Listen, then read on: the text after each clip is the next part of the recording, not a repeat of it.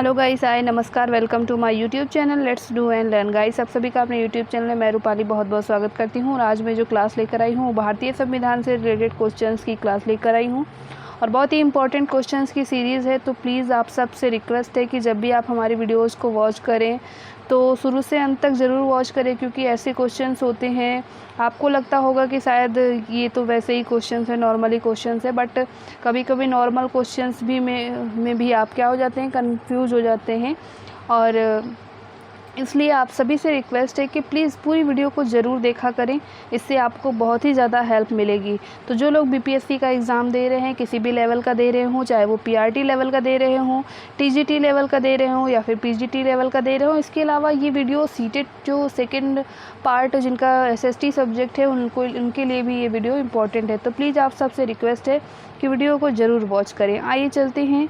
और आप सभी से हाथ जोड़कर एक रिक्वेस्ट और भी है कि आप सब हमारे चैनल को सब्सक्राइब करें और हमारा भी सपोर्ट करें। आइए चलते हैं क्वेश्चंस की ओर। क्वेश्चन नंबर 199 कहता है कि लोकसभा के अध्यक्ष को उसके पद से हटाया जा सकता है।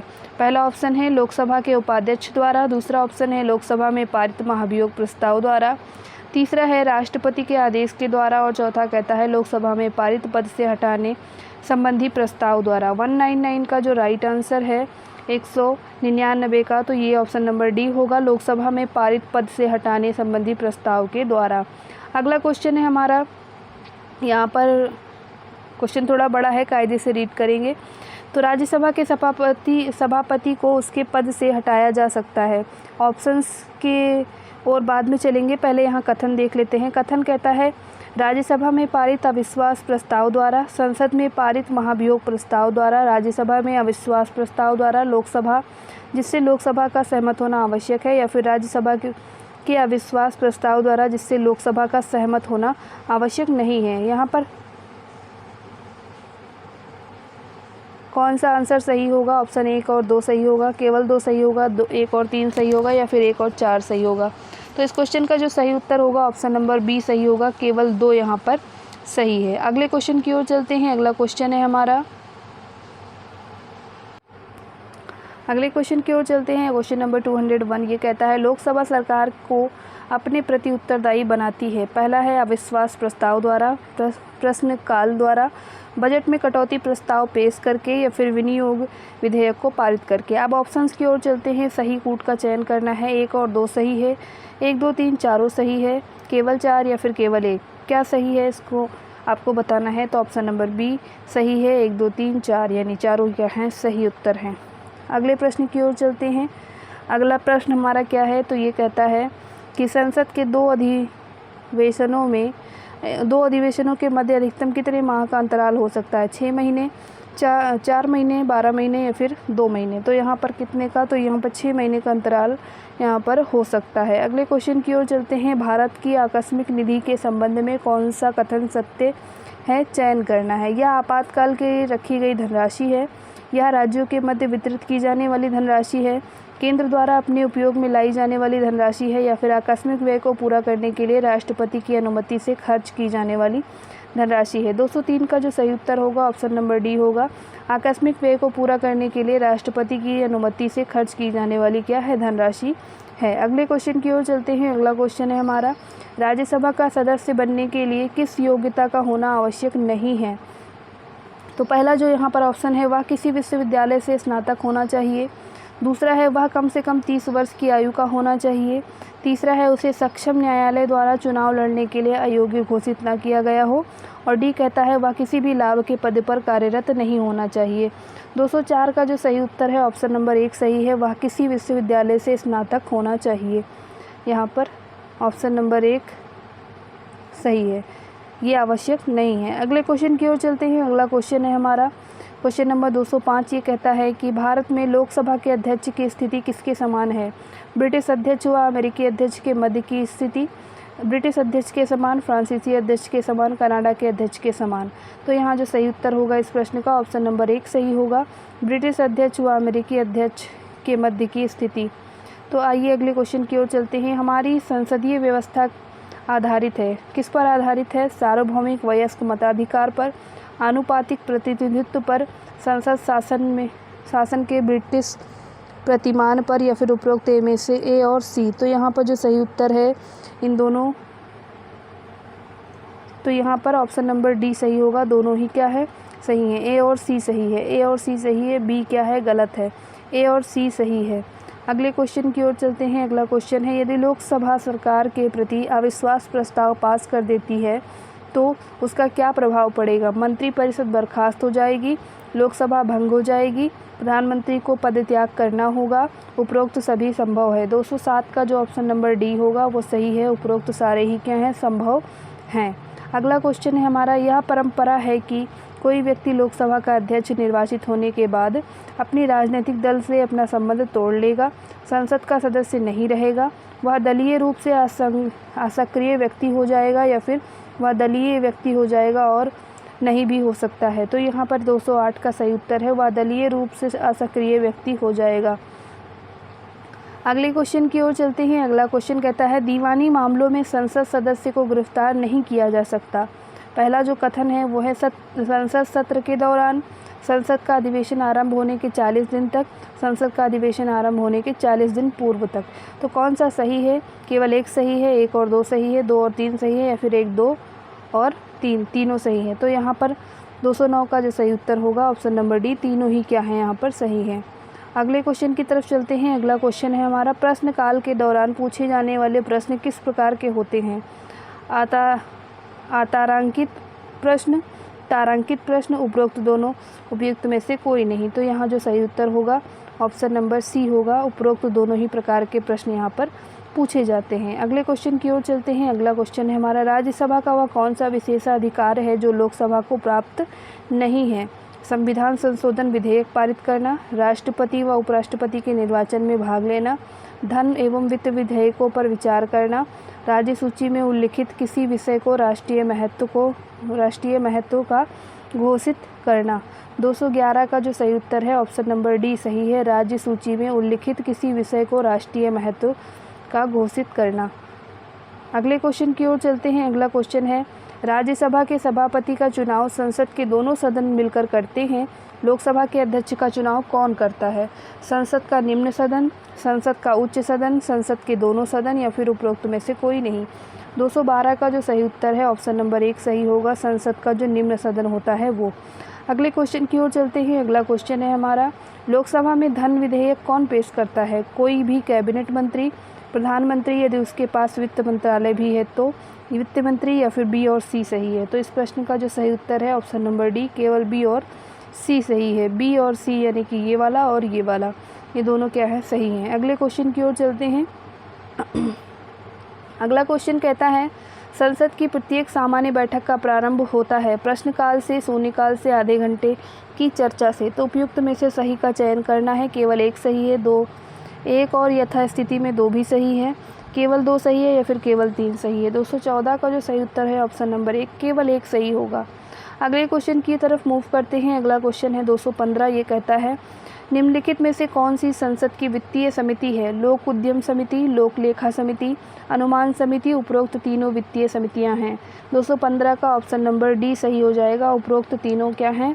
वित्तीय समितियां हैं। गाइस, आप सभी से रिक्वेस्ट है कि आज जो मैंने क्वेश्चन यहाँ से डिस्कस करना शुरू किया है वो 199 से शुरू किया है, और आप सब इसके पहले के जो मतलब 200 क्वेश्चंस हैं उनको देखने के लिए आप हमारी पुरानी वीडियोस को वॉच कर सकते हैं, जो अभी हमने 2-4 दिन पहले ही वहाँ पर कवर किया है। तो उन वीडियोस को भी ज़रूर देखें, वो वीडियो भी आपके लिए बहुत ही इंपॉर्टेंट है।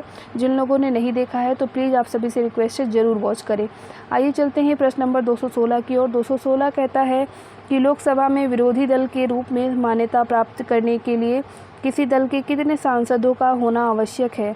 कुल संख्या का 1/10, कुल संख्या का 1/8, कुल संख्या का 1/6, या फिर कुल संख्या का 1/4। 216 का जो सही उत्तर है ऑप्शन नंबर एक सही होगा, कुल संख्या का 1/10। अगले क्वेश्चन की ओर चलते हैं। अगला क्वेश्चन है हमारा, लोक लेखा समिति के संबंध में क्या असत्य है? यह संसद की संयुक्त समिति है, इसका अध्यक्ष भारत सरकार का वित्त मंत्री होता है, इसके सभापति की नियुक्ति लोकसभा का अध्यक्ष करता है, या फिर इसमें 22 सदस्य होते हैं। 217 का जो सही ऑप्शन है ऑप्शन नंबर बी होगा, इसका अध्यक्ष भारत सरकार का वित्त मंत्री होता है। अगले क्वेश्चन की ओर बात करते हैं। अगला क्वेश्चन है, प्रश्नकाल के दौरान पूछे जाने वाले वे प्रश्न कौन से होते हैं जिनका उत्तर संबंधित मंत्री मौखिक रूप से देता है? तारांकित प्रश्न, अतारांकित प्रश्न, उपरोक्त दोनों या उपरोक्त में से कोई नहीं। 218 का ऑप्शन नंबर 1 सही होगा तारांकित प्रश्न का। अगले क्वेश्चन की ओर चलते हैं। अगला क्वेश्चन है हमारा कि निम्न में से कौन सा कथन सही नहीं है? तो पहला जो हमारा ऑप्शन है वो कहता है कि लोकसभा में बहुमत दल का नेता अनिवार्यतः शासनाध्यक्ष होता है। दूसरा कहता है संसद के किसी मनोनीत सदस्य को मंत्री नहीं बनाया जा सकता। तीसरा है संसद का कोई मनोनीत सदस्य संसद की किसी समिति का सदस्य भी हो सकेगा। और डी कहता है संसद का निर्दलीय सदस्य राष्ट्रपति के चुनावों में भाग लेता है। तो यहाँ पर कौन सा आंसर सही होगा? ऑप्शन नंबर बी सही है, किसी के संसद के किसी मनोनीत सदस्य को भी मंत्री नहीं बनाया जा सकता। अगले क्वेश्चन की ओर चलते हैं। अगला क्वेश्चन है हमारा, लोकसभा का सदस्य अपना त्यागपत्र किसे देता है? लोकसभा के अध्यक्ष को, राष्ट्रपति को, अपने दल के प्रमुख सचेतक को या फिर प्रधानमंत्री को? 220 का ऑप्शन नंबर 1 सही होगा, लोकसभा के अध्यक्ष को। अगले प्रश्न की ओर चलते हैं। अगला प्रश्न है हमारा, राज्यसभा की अधिकतम सदस्य संख्या कितनी है? लोकसभा के कुल सदस्य की संख्या का 1/10वां भाग। जितने सदस्य राष्ट्रपति निश्चित करें, 250 या फिर 238। तो इस प्रश्न का जो सही उत्तर हो जाएगा वो होगा हमारा ऑप्शन नंबर सी, 250। अगले क्वेश्चन की ओर चलते हैं। अगला क्वेश्चन है, भारत की संचित निधि में धन निकालने की अनुमति किसके माध्यम से प्राप्त होती है? वित्त विधेयक, धन विधेयक, विनियोग विधेयक या फिर उपरोक्त में से कोई नहीं। 222 का जो सही उत्तर है ऑप्शन नंबर सी सही होगा, विनियोग विधेयक। अगले क्वेश्चन की ओर चलते हैं। अगला क्वेश्चन है हमारा, निम्नलिखित में से वह व्यक्ति कौन है जो उस सदन की अध्यक्षता करता है जिसका वह सदस्य नहीं होता? ध्यान से क्वेश्चन को पढ़ेंगे और ये नहीं शब्द है ना, कभी कभी क्या करता है क्वेश्चन को गलत कर देता है। तो इसलिए अगर नहीं शब्द क्वेश्चन में आप पढ़ रहे हैं तो उसको पहले ही गोला बना दें ताकि आपकी नज़र में वो चीज़ रहे। आइए ऑप्शंस की ओर चलते हैं। लोकसभा का अध्यक्ष, राज्यसभा का सभापति, विधानसभा का अध्यक्ष या फिर विधान परिषद का सभापति? 223 का जो सही उत्तर होगा वो हो जाएगा राज्यसभा का सभापति। ऑप्शन नंबर बी यहाँ पर सही हो जाएगा।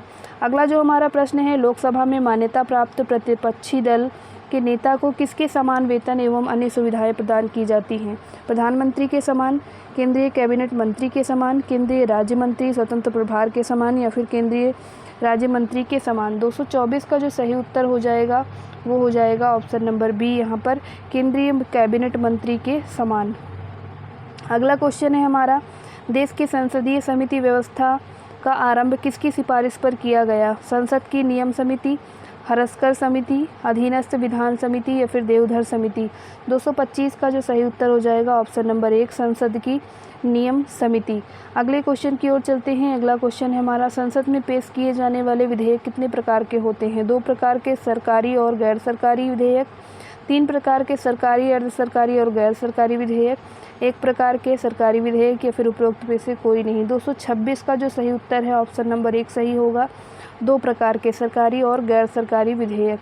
अगले क्वेश्चन की ओर चलते हैं। अगला क्वेश्चन है हमारा, सरकारी विधेयक कितने प्रकार के हो सकते हैं? संविधान संशोधन विधेयक, साधारण विधेयक, धन विधेयक या फिर वित्त विधेयक? सही ऑप्शन का चयन करना है। 1 और 2 सही है, केवल 3 सही है, 1 2 3 4 सही है, 3 और 4 सही है। कौन सा सही है इसमें तो आपको बताना है। तो यहाँ पर ऑप्शन नंबर सी सही है, यानी कि सारे ही क्या हैं, सही हैं।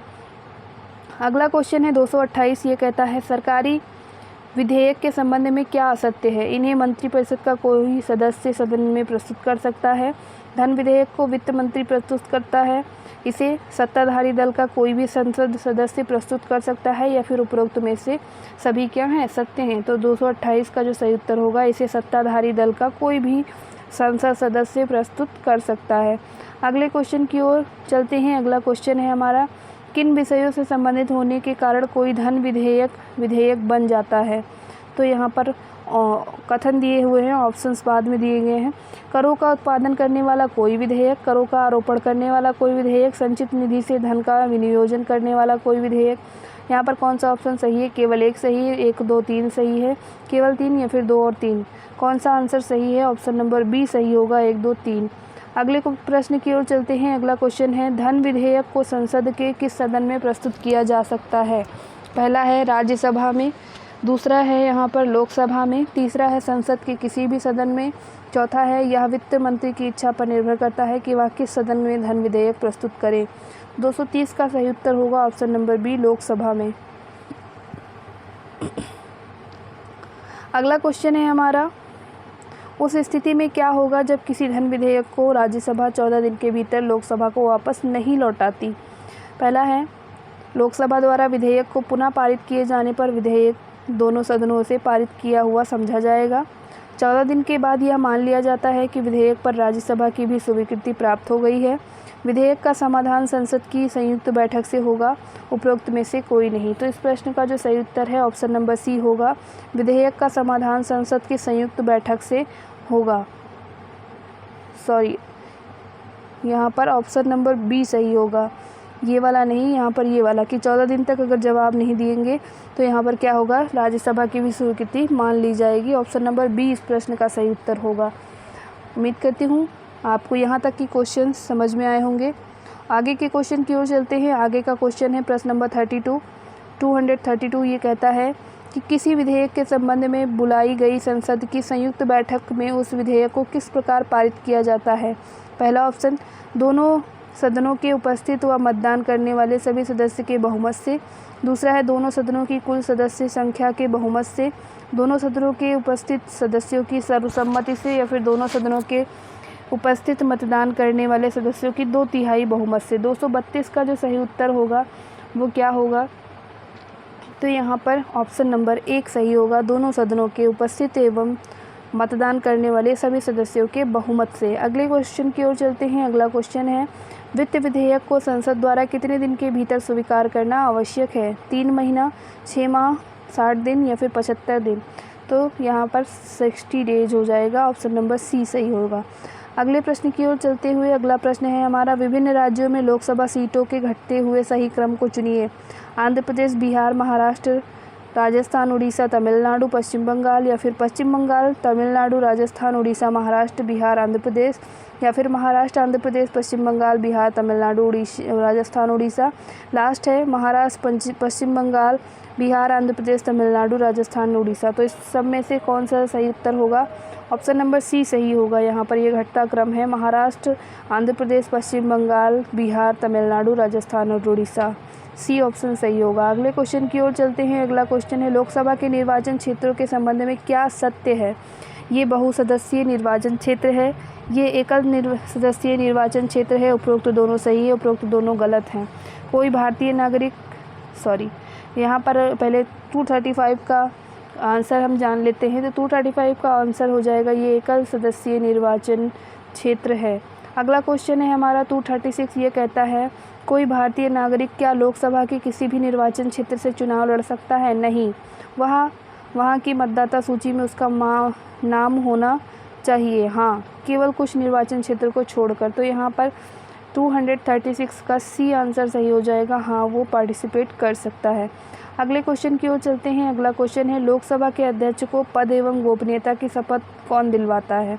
भारत का मुख्य न्यायाधीश, राष्ट्रपति, लोकसभा का सबसे अधिक वरिष्ठतम सदस्य।